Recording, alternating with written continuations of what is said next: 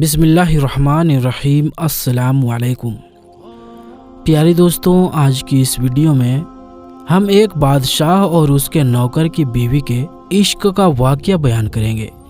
پوری کہانی ضرور سنیے گا۔ ایک بادشاہ محل کی چھت پر ٹہلنے چلا گیا۔ ٹہلتے ٹہلتے اس کی نظر محل کے نزدیک گھر کی چھت پر پڑی، جس پر ایک بہت ہی خوبصورت عورت کپڑے سکھا رہی تھی۔ بادشاہ نے اپنی ایک باندی کو بلا کر پوچھا، کس کی بیوی ہے یہ؟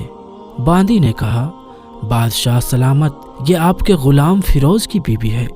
بادشاہ پر اس عورت کا حسن و جمال کا نشہ چھا چکا تھا۔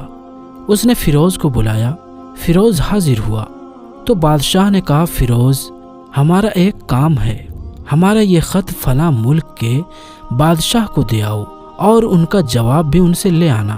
فیروز اس خط کو اپنے تکیے کے نیچے رکھا، سفر کا سامان تیار کیا، رات کو گھر میں ٹھہرا اور صبح منزل مقصود پر روانہ ہو گیا۔ اس بات سے بے خبر تھا کہ بادشاہ نے اس کے ساتھ کیا چال چلی ہے۔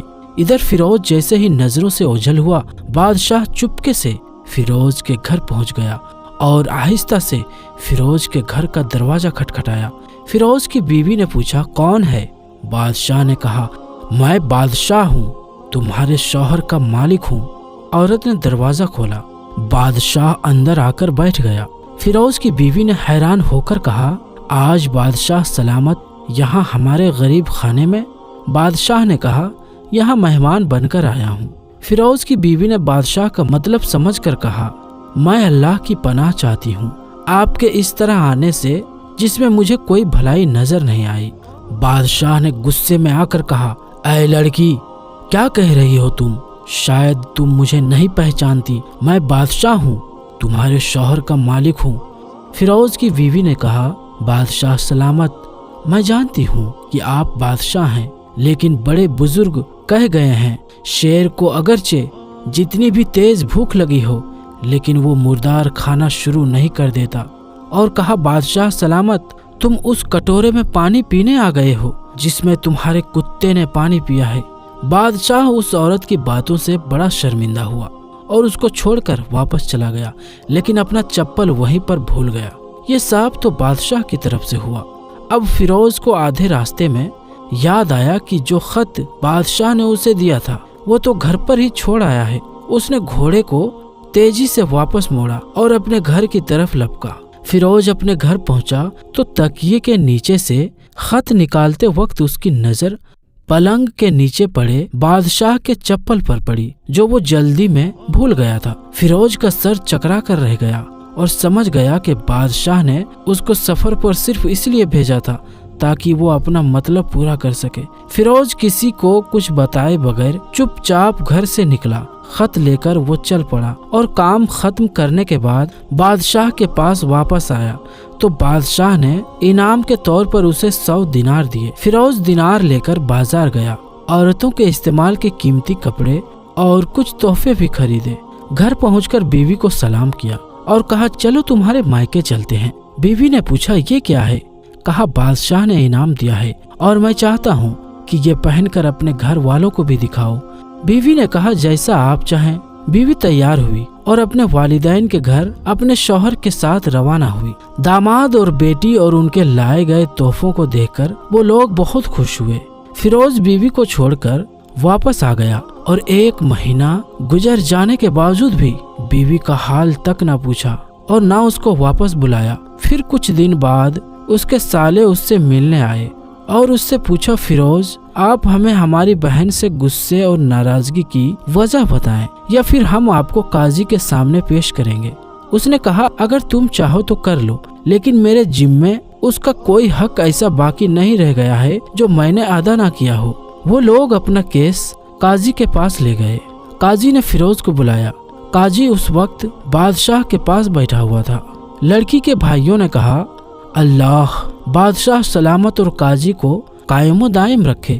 قاضی صاحب، ہم نے ایک ہرا بھرا درخت پھلوں سے بھرے ہوئے اور ساتھ میں میٹھے پانی کا ایک کنواں اس شخص کے حوالے میں دیا تھا۔ اس شخص نے ہمارا باغ اجاڑ دیا، سارے پھل کھا لیے، درخت کاٹ لیے اور کنویں کو خراب کر کے بند کر دیا۔ काजी फिरोज के तरफ मुतवज्जे होकर के पूछा, हाँ तो लड़के, तुम क्या कहते हो इस बारे में? फिरोज ने कहा, काजी साहब, जो बाग मुझे दिया गया था वो उससे बेहतर हालत में मैंने उन्हें वापस कर दिया है। काजी ने पूछा, क्या इसने बाग तुम्हारे हवाले वैसे ही हालत में वापस किया है जैसे पहले था? उन्होंने कहा, हाँ वैसे ही हालत में वापस किया, लेकिन हम उससे बाग वापस करने की वजह पूछना चाहते हैं। काजी बोला, हाँ फिरोज, तुम क्या कहना चाहते हो इस बारे में? फिरोज ने कहा, काजी साहब, मैं बाग किसी बुग़्ज़ या नफरत की वजह से नहीं छोड़ा, बल्कि इसीलिए छोड़ा कि एक दिन मैं बाग में आया तो उसमें मैंने शेर के पंजों के निशान देखे, तो मुझे खौफ हुआ कि शेर मुझे कहीं खा ना जाए। इसीलिए शेर से बचने की वजह से मैंने बाग में जाना बंद कर दिया। बादशाह जो टेक लगाए ये सब कुछ सुन रहा था, उठकर बैठ गया और कहा, फिरोज, अपने बाग की तरफ अमन और सलामती के साथ लौट जाओ और ना डरो। अल्लाह की कसम, इसमें कोई शक नहीं कि शेर तुम्हारे बाग में आया था, लेकिन वो वहाँ पर ना तो कोई असर छोड़ सका, ना कोई पत्ता तोड़ सका और ना ही कोई फल खा सका।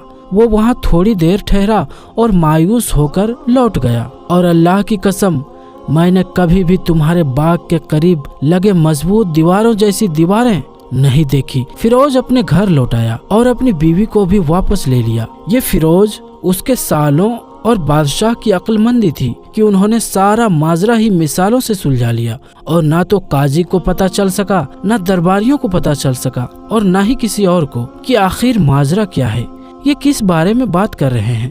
क्या खूब है अपने अहलो अयाल के राज छुपाना ताकि लोगों को पता ना चले। अपने घरों के भेद किसी पर जाहिर ना होने दिया करें। हम ये उम्मीद करते हैं कि आज की ये वीडियो आपको जरूर पसंद आई होगी। वीडियो पसंद आने की सूरत वीडियो को लाइक करने के साथ साथ दोस्तों के साथ भी शेयर जरूर कीजिएगा। अपना और अपनों का ख्याल रखें। तो दोस्तों, हम मिलते हैं फिर किसी नई वीडियो में। तब तक के लिए अस्सलाम वालेकुम, अल्लाह हाफिज।